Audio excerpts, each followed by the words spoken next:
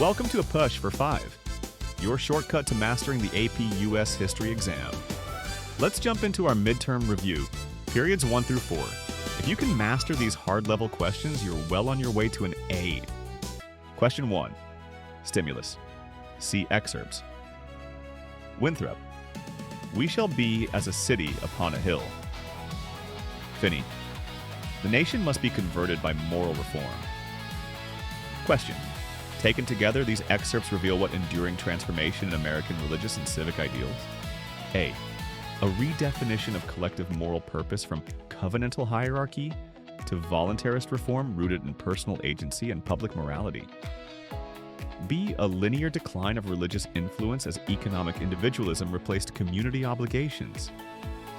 C. The persistence of authoritarian church structures as guardians of civic virtue in both colonial and antebellum contexts. D. The replacement of faith-based morality with Enlightenment rationalism as the source of national legitimacy. The correct answer is A. A redefinition of collective moral purpose from covenantal hierarchy to voluntarist reform rooted in personal agency and public morality. Finney democratized Winthrop's communal covenant by framing moral duty as individual agency serving the Republic's moral destiny, not a fixed hierarchy. Question 2. Stimulus. See proposals. Hamilton called for federal tariffs, subsidies, and a national bank to promote manufacturing and centralized credit. Clay's plan advanced protective tariffs, a rechartered bank, and federal funding for internal improvements to link regional markets. Question. The similarity between Hamilton's and Clay's proposals best reflects A. The decline of agrarian republicanism and the rise of a Southern economy based on cotton and slavery. B. Continuity between Federalists and Jacksonian Democrats in favoring limited government and laissez-faire principles. C. The shift from British mercantilism to decentralized state-led industrial planning. D. Sustained nationalist efforts to unify regional economies through tariffs, a stable currency, and federally funded infrastructure. The correct answer is D. Sustained nationalist efforts to unify regional economies through tariffs, a stable currency, and federally funded infrastructure. Explanation. Both Hamilton and Clay promoted federal activism to strengthen the national economy through tariffs, banking, and infrastructure. Their shared vision reflected economic nationalism that prioritized unity and growth over strict constitutional limits. Question 3. Stimulus. See documents. The Mayflower Compact pledged settlers to combine ourselves together into a civil body politic. The Fundamental Orders established written laws creating an elected assembly and governor. Question. Together, these documents best illustrate which transformation in early English political culture adapted to America? A. The secularization of government as Enlightenment rationalism displaced Puritan ideals. B. The evolution of religious covenants into early constitutional systems, blending faith and representative rule. C. The replacement of local self-rule with royal authority through written charters. D. The expansion of democratic equality through elimination of property and gender restrictions. The correct answer is B. The evolution of religious covenants into early constitutional systems, blending faith and representative rule.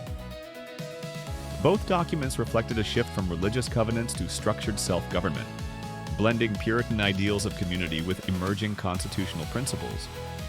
They marked an early move toward written governance, rooted in consent and representation. Question 4. Stimulus. See pamphlets. Jefferson argued states could judge federal laws unconstitutional. Calhoun revived the claim to justify nullification of the Tariff of Abominations. Question. Together, these writings illustrate which broader constitutional continuity and transformation? A. A shift from strict constructionism to judicial activism as the primary check on executive power. B. The end of states' rights ideology as nationalism triumphed under judicial supremacy? C. The persistent use of compact theory to resist federal authority, reframed from liberty defense to sectional defense of slavery. D. The early development of federal supremacy doctrines confirmed in McCulloch v. Maryland. The correct answer is C. The persistent use of compact theory to resist federal authority, reframed from liberty defense to sectional defense of slavery. Jefferson framed nullification as defense of liberty. Calhoun repurposed it into a sectional doctrine, defending slavery under states' rights. Question 5. Stimulus. Comparative labor study. Women in Lowell textile mills, 1830s, and women on Chesapeake plantations, 1700s. Lowell records detail boarding house discipline, while Chesapeake inventories list enslaved women as field hands. Question. Historians interpret both systems as evidence that A. Female participation in the workforce produced a uniform rise in suffrage activism. B. Women's labor was essential to production, but subordinated through coercive or paternalistic controls. C. Industrial capitalism provided greater social mobility for women than agrarian economies. D. Patriarchy declined as female wage earners gained financial autonomy. The correct answer is B. Women's labor was essential to production, but subordinated through coercive or paternalistic controls.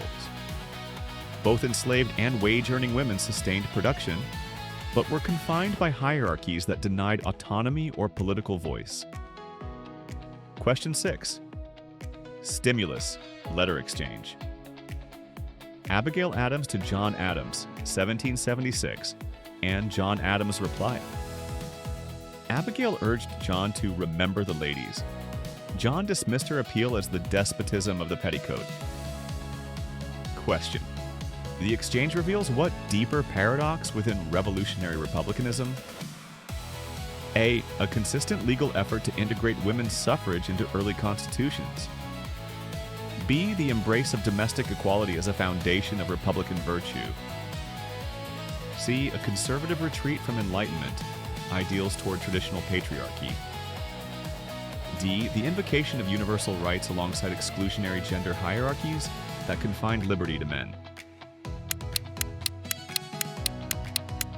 The correct answer is D.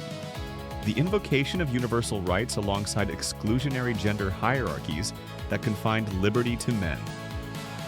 Revolutionary republicanism claimed universal equality but restricted civic virtue to men. Abigail's appeal exposed this contradiction. Question 7. Stimulus. Diplomatic documents, Jay's Treaty, 1794, and Monroe Doctrine, 1823. Jay's Treaty secured British withdrawal and trade concessions. The Monroe Doctrine warned Europe against colonizing the Americas. Question. Together, these policies reveal what transformation in early U.S. diplomacy? A.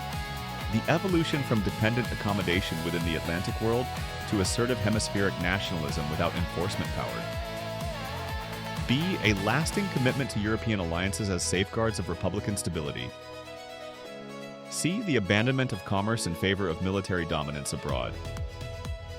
D. The replacement of diplomacy with unilateral warfare in response to imperialism. The correct answer is A.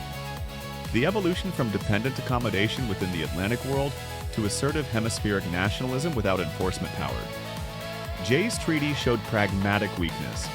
The Monroe Doctrine asserted moral authority, anticipating U.S. leadership before power matched ambition. Question 8. Stimulus. Political cartoon. Join or Die, 1754, and Union Forever banner, 1830s. Franklin's segmented snake depicted colonial division. Jackson-era banners showed clasped hands uniting North and South. Question. The evolution of symbolism between these images most directly illustrates A. The decline of Republican ideology as nationalism replaced liberty with obedience. B. The continuity of federal authority accepted across all regions. C. The transformation of Union from wartime cooperation into a contested symbol of national identity, invoked for both cohesion and dominance.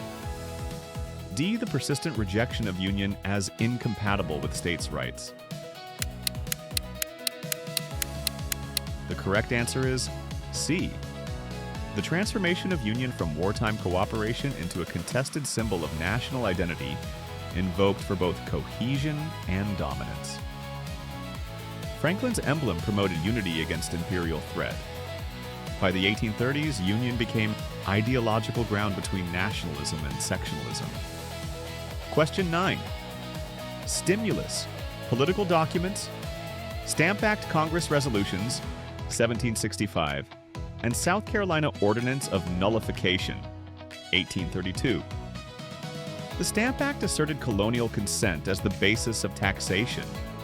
South Carolina's ordinance claimed the right to void federal tariffs. Question. These episodes reveal what enduring feature of American political thought? A. The belief that legitimate government rests on local consent and resistance to centralized authority, even across conflicting ideologies. B. A unified consensus on legislative supremacy. C. The decline of protest as judicial review replaced extra-legal resistance. D. Universal acceptance of federal supremacy by both colonies and states. The correct answer is A. The belief that legitimate government rests on local consent and resistance to centralized authority, even across conflicting ideologies. From colonial protest to nullification, Americans invoked local sovereignty to challenge central power while maintaining the same language of consent.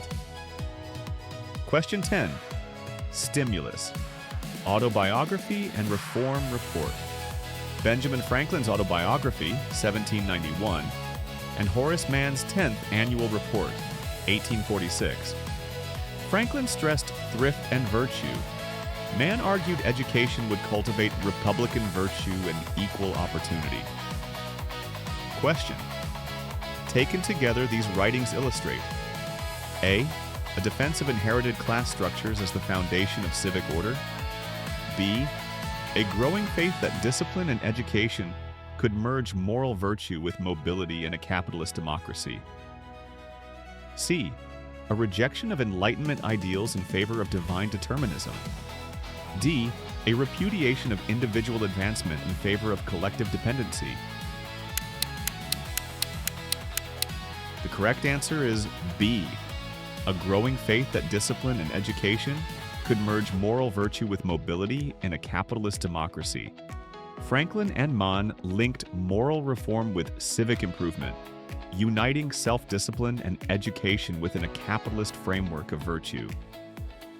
Thanks for watching A Push for 5. Let us know in the comments which questions you like the most.